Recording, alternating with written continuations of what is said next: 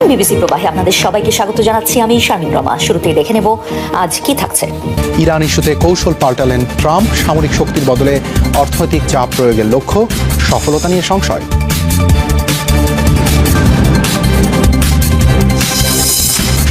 পশ্চিম তীরে নতুন বসতি স্থাপনের বিরুদ্ধে পশ্চিমারা একাট্টা, তোপের মুখে ইসরায়েল, যৌথ বিবৃতিতে কার্যক্রমকে অগ্রহণযোগ্য আখ্যা। মধ্যরাতে কারাগার থেকে হাসপাতালে নেওয়া হয়েছিল ইমরান খানকে, রাখা হয় কয়েক ঘন্টা। সুস্থ রয়েছেন সাবেক পাক প্রধানমন্ত্রী, দাবি চিকিৎসকদের। ইউক্রেন জুড়ে হামলার তীব্রতা বাড়িয়েছে রাশিয়া, এক রাতেই ছুড়েছে প্রায় 200 ড্রোন মিসাইল। দুর্বল প্রতিরক্ষা ব্যবস্থার সুযোগ নিচ্ছে মস্কো, অভিযোগ জেলেনস্কি। ইরান ইস্যুতে নিজের অবস্থান বদলে ফেলেছেন মার্কিন প্রেসিডেন্ট ডোনাল্ড ট্রাম্প। হামলার পরিবর্তে এখন অর্থনৈতিক নিষেধাজ্ঞার মাধ্যমে লক্ষ্য অর্জন করতে চান তিনি। অথচ এতদিন ট্রাম্পই দাবি করেছেন 50 বছর ধরে ইরানের উপর অর্থনৈতিক নিষেধাজ্ঞা আরোপ করেও কাঙ্ক্ষিত সফলতা পায়নি তার দেশ। এ কারণেই হামলার সিদ্ধান্ত নিয়েছেন তিনি। প্রশ্ন উঠছে, তবে কি সামরিক শক্তি প্রয়োগ করে ব্যর্থ হওয়ায় কৌশল বদলাতে বাধ্য হয়েছেন ট্রাম্প? যুদ্ধ বন্ধের লক্ষ্যে হওয়া ইরান যুক্তরাষ্ট্রের 7 দিনের অন্তর্বর্তী চুক্তির মেয়াদ শেষ। নতুন করে সামরিক অভিযানের পথে না হেঁটে এবার ইরানকে চাপে ফেলতে নজিরবিহীন অর্থনৈতিক নিষেধাজ্ঞা আরোপের পথে ওয়াশিংটন। ইরানের উপর অর্থনৈতিক নিষেধাজ্ঞা আরোপে মিত্রদের ওপরও চাপ প্রয়োগ করছে যুক্তরাষ্ট্র। মার্কিন অর্থমন্ত্রীর দাবি, সমন্বিত চেষ্টায় ইরানকে বিচ্ছিন্ন করা গেলে দেশটির সরকার পরিবর্তন সম্ভব।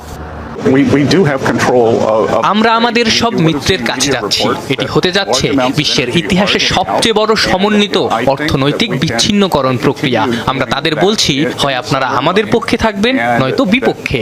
আপনারা নিশ্চয়ই চান এই খুনি সরকারের পতন ঘটুক। আর যদি আপনারা তাদের সাথে বাণিজ্য চালিয়ে যাওয়ার বিষয়ে অনড় থাকেন, তবে আপনাদের বিরুদ্ধে কঠোর ব্যবস্থা নেওয়া হবে। অথচ বরাবরই মার্কিন প্রেসিডেন্ট ডোনাল্ড ট্রাম্প দাবি করেছেন, গত 50 বছর ধরে অর্থনৈতিকভাবে চাপ প্রয়োগ করা হলেও পারমাণবিক অস্ত্র তৈরির উচ্চাকাঙ্ক্ষা থেকে ফেরানো যায়নি ইরানকে। আর এ কারণেই দেশটিতে সামরিক অভিযান শুরু করেছেন তিনি। কেন নিজের অবস্থান এমন বদলে ফেললেন ট্রাম্প? প্রশ্ন উঠছে, তবে কি সামরিক বল প্রয়োগে ব্যর্থ হয়ে এখন সাবেক প্রেসিডেন্টদের কৌশলেই ফিরতে বাধ্য হচ্ছেন তিনি? বছরের পর বছর ধরে পশ্চিমা নিষেধাজ্ঞার মধ্যেই টিকে রয়েছে ইরান। যুদ্ধ আর মূল্যস্ফীতির কারণে বর্তমানে দেশটির অর্থনীতিতে ব্যাপক চাপ থাকলেও যুক্তরাষ্ট্রের এই পদক্ষেপ কতটা সফল হবে তা নিয়ে সংশয় রয়েছে বিশ্লেষকদের। এরই মধ্যে ইরানের সতর্কবার্তা, নিষেধাজ্ঞা আরোপ করে দমানো যাবে না দেশটিকে। আবারও লেবাননের সশস্ত্র গোষ্ঠী হিজবুল্লাহর উপর নিষেধাজ্ঞা আরোপ করেছে যুক্তরাষ্ট্র। ইরানের রেভলিউশনারি গার্ড IRGCর সাথে সংশ্লিষ্টতার অভিযোগে এমন সিদ্ধান্ত নেওয়ার কথা জানিয়েছে ওয়াশিংটন।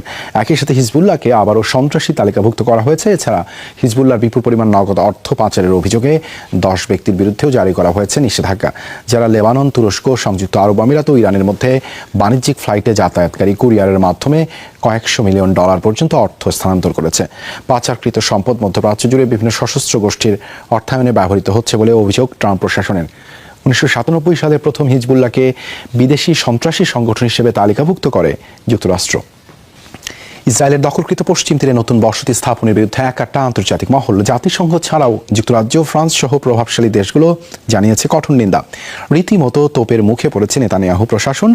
যৌথ বিবৃতিতে ইসরায়েলের এমন কার্যক্রমকে অগ্রহণযোগ্য আখ্যা দেওয়া হয়েছে। পশ্চিম তীরে নতুনভাবে আরও 1234টি নতুন বসতি নির্মাণের পরিকল্পনা হাতে নিয়েছে ইসরায়েল, যেগুলো গড়ে তোলা হবে E1 ব্লকে। 12 বর্গ কিলোমিটারের এই ব্লক পূর্ব জেরুজালেম ও মালে আদুমিম এলাকার মাঝামাঝি অবস্থিত, যা ফিলিস্তিনিদের জন্য কৌশলগতভাবে খুবই গুরুত্বপূর্ণ। কারণ 2 রাষ্ট্রভিত্তিক পরিকল্পনায় এই অঞ্চলই হওয়ার কথা ফিলিস্তিনের প্রাণকেন্দ্র। তবে ইসরায়েলি বসতি স্থাপিত হলে ভেস্তে যাবে সেই চিন্তাভাবনা। বিচ্ছিন্ন হয়ে পড়বে জেরুজালেমের একাংশ শহর রামাল্লা। তাতে 2 রাষ্ট্রভিত্তিক সমাধানের পথ হবে আরও জটিল। পশ্চিমা দেশগুলোর মতে এই বসতি স্থাপন শুধু শান্তি প্রক্রিয়াকে বাধাগ্রস্ত করছে না, বরং ইসরায়েলের আন্তর্জাতিক অবস্থানকেও দুর্বল করছে। যৌথ বিবৃতিতে তারা জানায়, পশ্চিম তীরের ফিলিস্তিনের উপর বাড়ছে সেটেলারদের সহিংসতা। এ সময় বসতির পরিধি বৃদ্ধি করাটা উদ্বেগজনক। অধিকৃত পশ্চিম তীরে নতুন অবৈধ বসতি স্থাপন এবং দরপত্র আহ্বানের বিষয়ে গভীর উদ্বেগ প্রকাশ করেছেন জাতিসংঘের মহাসচিব। আন্তর্জাতিক চাপের মুখে এলাকাটিতে কয়েক দশক ধরে বসতি স্থাপন বন্ধ রেখেছিল ইসরায়েল। সম্প্রতি আবারও পদক্ষেপ নিয়েছে নেতানিয়াহু প্রশাসন, জানিয়ে কঠোর সতর্কবার্তা দিয়েছে জাতিসংঘ। কারণ আন্তর্জাতিক আইনে ওয়েস্ট ব্যাংকের বসতিগুলোকে অবৈধ বিবেচনা করা হয়। ইসরায়েলকে পরবর্তী পদক্ষেপ বন্ধ করতে এবং জাতিসংঘের প্রাসঙ্গিক প্রস্তাবনা মেনে চলার আহ্বান জানিয়েছে। গত বছরও ৩,৪০১টি ইউনিট নির্মাণের অনুমোদন দিয়েছিল ইসরায়েলি পার্লামেন্ট নেসেট।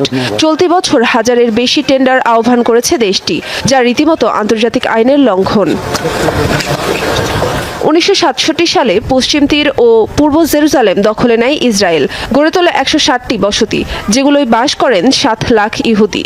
পাশাপাশি সেখানে রয়েছে 33 লাখ ফিলিস্তিনিও। তবে কি ইসরায়েলের পরবর্তী টার্গেট তুরস্ক? সিরিয়া ইস্যুতে মুখোমুখি অবস্থান আঙ্কারা তেল আবিবের। সম্প্রতি ইদলিবের সীমান্তবর্তী ঘাঁটিতে বিমান হামলা চালিয়ে এরদোগান প্রশাসনকে কড়া বার্তা দিয়েছে নেতানিয়াহু বাহিনী। এদিকে সিরিয়ার সার্বভৌমত্ব প্রশ্নে কোনো ছাড় নেই বলে পাল্টা হুঁশিয়ারি তুরস্কের। ভৌগোলিক কারণে তুরস্ক ও ইসরায়েলের মাঝে সিরিয়ার অবস্থান হয় মূলত এই পরিস্থিতি। সিরিয়ার ইদলিব প্রদেশের আল দুহুর এয়ারবেস তুরস্ক সীমান্ত থেকে, যার অবস্থান মাত্র 70 কিলোমিটার দূরে। সম্প্রতি সংবেদনশীল এই স্থাপনায় 8 দফা বিমান হামলা চালায় ইসরায়েল। ক্ষতিগ্রস্ত হয় রানওয়ে, স্টোরেজ ফ্যাসিলিটি সহ কয়েকটি ভবন। কথিত আছে এই বিমান ঘাঁটিতে সিরীয় সেনাদের প্রশিক্ষণ দেয় তুরস্ক। এমনকি সম্প্রতি সেখানে আঙ্কারার একটি সামরিক প্রতিনিধি দলও ভ্রমণ করেছে বলে অভিযোগ ওঠে, যা অস্বীকার করেছে এরদোগান প্রশাসন। বাস্তবতা হলো, সিরিয়ার দীর্ঘদিনের গৃহযুদ্ধে ব্যাপক ক্ষতির কারণে 2013 সাল থেকে আল দুহুর ঘাঁটি আর ব্যবহার হয় না। এদিকে সিরিয়া ইস্যুতে তুরস্ককে সরাসরি সতর্ক করেছে ইসরায়েল। সেখানে আঙ্কারার সামরিক উপস্থিতি সহ্য করবে না তেল আবিব। সম্প্রতি এক ভিডিও বার্তায় এমন হুঁশিয়ারি দেন ইসরায়েলি প্রধানমন্ত্রী বেনিয়ামিন নেতানিয়াহু। কড়া বার্তা দিয়েছে তুরস্ক। সিরিয়ার সার্বভৌমত্ব রক্ষার দৃঢ় সংকল্প তুরস্কের বলে জানিয়েছে প্রতিরক্ষা মন্ত্রণালয়। সিরিয়ার সার্বভৌমত্ব ও অখণ্ডতা রক্ষা এবং দেশটির স্থিতিশীলতা নিরাপত্তা অর্জনে আমাদের প্রচেষ্টা ও অবদান দৃঢ় সংকল্পের সাথে অব্যাহত থাকবে। ইসরায়েলের কর্মকাণ্ডের বিরুদ্ধে আরও সুনির্দিষ্ট ও কার্যকর ব্যবস্থা গ্রহণের মাধ্যমে আন্তর্জাতিক আইন এবং মানবিক মূল্যবোধ সমুন্নত রাখা আন্তর্জাতিক সম্প্রদায়ের জন্য অপরিহার্য।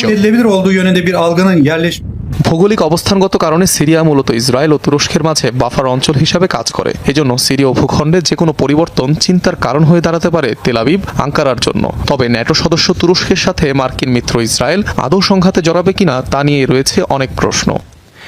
শারীরিকভাবে সুস্থ আছেন পাকিস্তানের সাবেক প্রধানমন্ত্রী ইমরান খান। মধ্যরাতে হাসপাতালে কয়েক ঘন্টা পরীক্ষা নিরীক্ষার পর জানিয়েছেন চিকিৎসকরা। স্বাস্থ্য পরীক্ষার সময় উপস্থিত ছিলেন বোন আজমা খান। মাত্র কয়েক ঘন্টার জন্য রাওয়ালপিন্ডির আদিয়ালা কারাগার থেকে ইসলামাবাদের শিফা ইন্টারন্যাশনাল হাসপাতালে নেওয়া হয় পিটিআই প্রধানকে। পুলিশ, রেঞ্জার্স ও কারা কর্তৃপক্ষের 800-রও বেশি সদস্যের দল মোতায়েন ছিল কড়া নিরাপত্তায়। বৃহস্পতিবার মধ্যরাত কড়া নিরাপত্তা বলয়ের মধ্যেই রাওয়ালপিন্ডির আদিয়ালা কারাগার থেকে রওনা হয় বন্দী ইমরান খানের কনভয়। সঙ্গে ছিল পুলিশ, রেঞ্জার্স ও কারা কর্তৃপক্ষের বিশাল বাহিনী। ইসলামাবাদের শিফা ইন্টারন্যাশনাল হাসপাতাল প্রাঙ্গণেও নেওয়া হয় ব্যাপক নিরাপত্তা। মোতায়েন ছিল অন্তত 800 নিরাপত্তা কর্মী। বন্ধ করে দেওয়া হয় সংলগ্ন এলাকা। রাত 1টা নাগাদ হাসপাতালে পৌঁছায় সাবেক প্রধানমন্ত্রীকে বহনকারী গাড়িবহর। এ সময় প্রিয় নেতাকে দেখতে কিছুটা দূরত্বে জড়ো হন পিটিআই নেতাকর্মীরা। যখনই শুনেছি খান সাহেবকে হাসপাতালে নেওয়া হবে, তখন অনেক খুশি হয়েছি। সিদ্ধান্তটিকে স্বাগত জানাই। আমরা এর প্রশংসা করি। এটি অত্যন্ত ইতিবাচক পদক্ষেপ। যেমন দারুণ আনন্দ হচ্ছে, তেমনি গভীর উদ্বেগও কাজ করছে। আল্লাহর কাছে প্রার্থনা করি সর্বশক্তিমান যেন খান সাহেবকে কখনো অপমানের সম্মুখীন হতে না দেন। তিনি কোনো যুদ্ধে কখনো পরাজিত হননি। ভেতরে প্রবেশ করেন বোন আজমা খান। সঙ্গে ছিলেন চক্ষু বিশেষজ্ঞ, কার্ডিওলজিস্ট ও ফিজিশিয়ানদের অভিজ্ঞ চিকিৎসক দল। কয়েক ঘন্টার স্বাস্থ্য পরীক্ষা শেষে মেডিকেলি ফিট ঘোষণা করা হয় সাবেক বিশ্ব চ্যাম্পিয়নকে। পরে সামাজিক মাধ্যমে পোস্ট দিয়ে বিষয়টি জানান পাকিস্তানের তথ্যমন্ত্রী আতাউল্লাহ তারার। ভোর 5টার দিকে হাসপাতাল থেকে ফের কারাগারে নিয়ে যাওয়া হয় ইমরান খানকে। মঙ্গলবার কারাবন্দী ইমরান খানের স্বাস্থ্য পরীক্ষার জন্য হাসপাতালে নেওয়ার নির্দেশ দেন পাকিস্তানের সর্বোচ্চ আদালত। এদিকে সরকার এই নির্দেশের বিরুদ্ধে চ্যালেঞ্জ করলেও তা ফেরত পাঠায় সুপ্রিম কোর্ট। 2023 সালের আগস্ট থেকে কারাবন্দী ইমরান খান।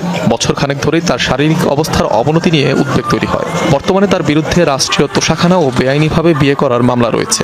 তবে কয়েকটি সাজা বাতিল হলেও এখনও বেশ কিছু মামলা বিচারাধীন। স্পেনের সিউতা সৈকত থেকে মরক্কোর অভিবাসীদের অস্থায়ী আশ্রয় কেন্দ্রে সরিয়ে নেওয়া হবে, যার মধ্যে রয়েছে 500 অভিভাবকহীন কন্যা শিশু। বৃহস্পতিবার ভোরে স্থানান্তরের উদ্দেশ্যে এল ট্রাম্পলিন সৈকতে অভিযান চালায় স্প্যানিশ পুলিশ, কারণ সময়ের সাথে খারাপ হচ্ছে পরিস্থিতি। খাদ্য, পানি ও স্যানিটেশন সমস্যায় পড়েছেন অভিবাসীরা। নারী ও শিশুরা রয়েছে সবচেয়ে ঝুঁকিপূর্ণ অবস্থায়। এই সংকট নিরসনে 1800 অভিবাসীর জন্য অস্থায়ী আশ্রয়কেন্দ্র তৈরির ঘোষণা দিয়েছে কর্তৃপক্ষ। স্থানীয় গণমাধ্যম জানায় এখনও প্রায় 4000 মানুষ সিউতা সৈকতে অবস্থান করছেন। খুব দ্রুতই আশ্রয় কেন্দ্রগুলোর ধারণ ক্ষমতা বাড়ানো হবে বলে জানায় সরকার।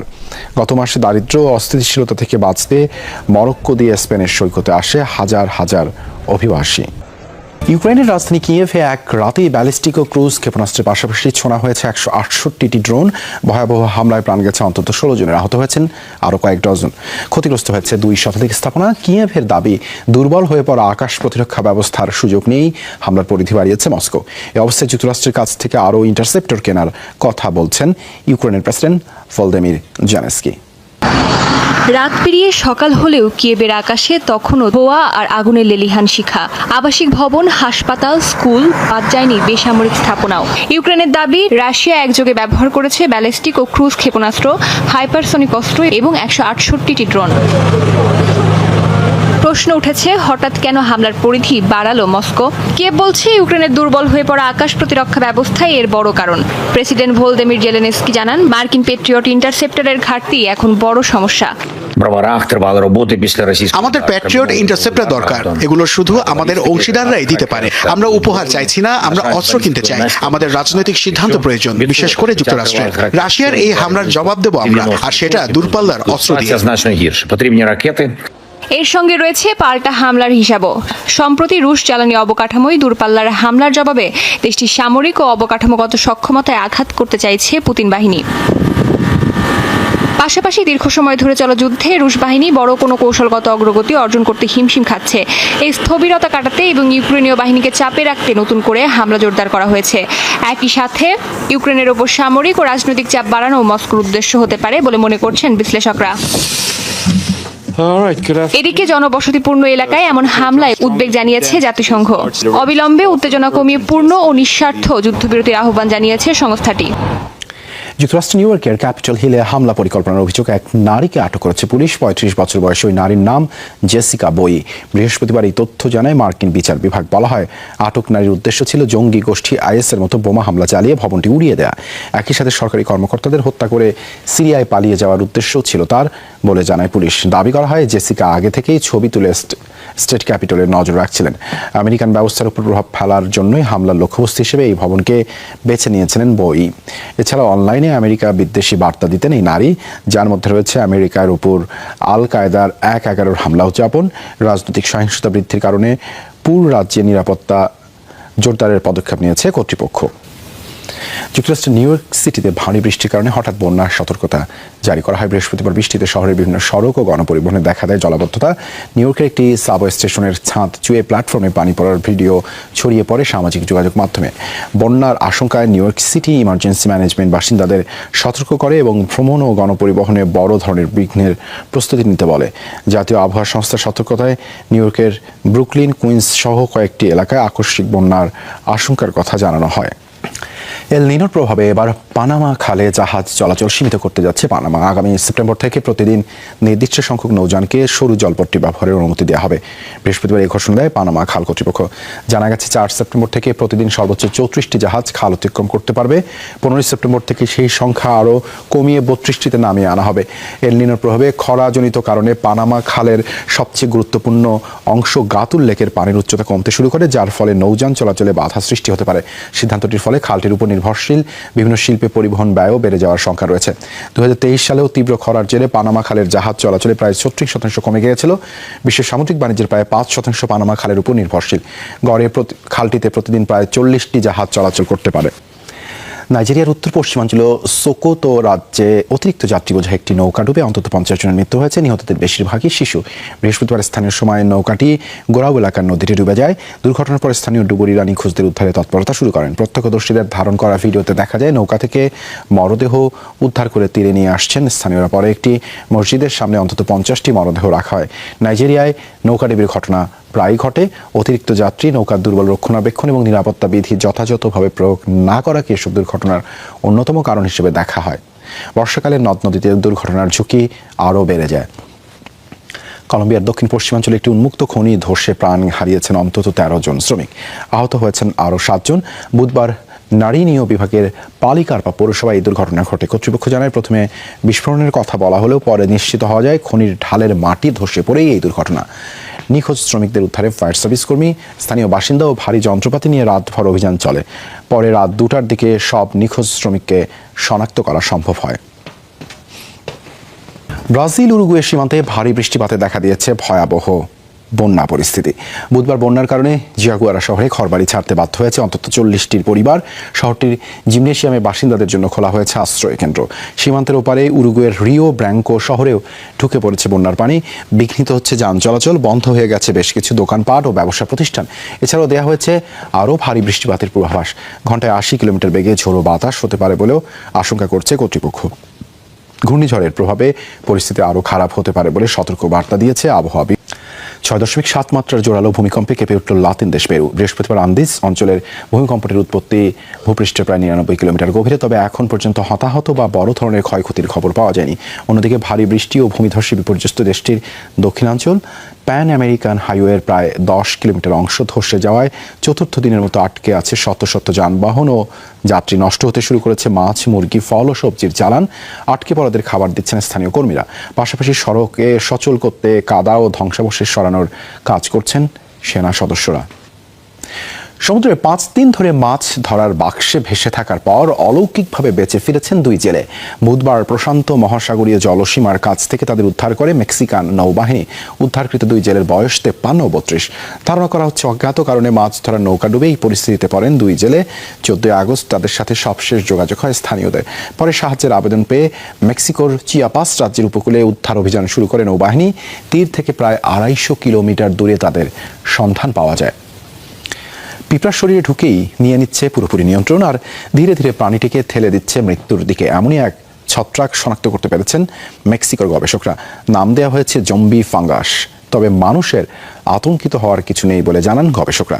এসব ছত্রাক শুধু পোকামাকড়কেই সংক্রমিত করে। মাইক্রোস্কোপিক ভিউতে ধরা পড়ে এর ভয়ঙ্কর অবয়ব। আচরণও হিংস্র। মেক্সিকোর জঙ্গলে মিলেছে এমন এক প্রজাতির ছত্রাক যা পিঁপড়ার শরীরে ঢুকে তাদের আচরণ নিয়ন্ত্রণ নিতে পারে। ধীরে ধীরে তাদের নিয়ে যায় মৃত্যুর দুয়ারে।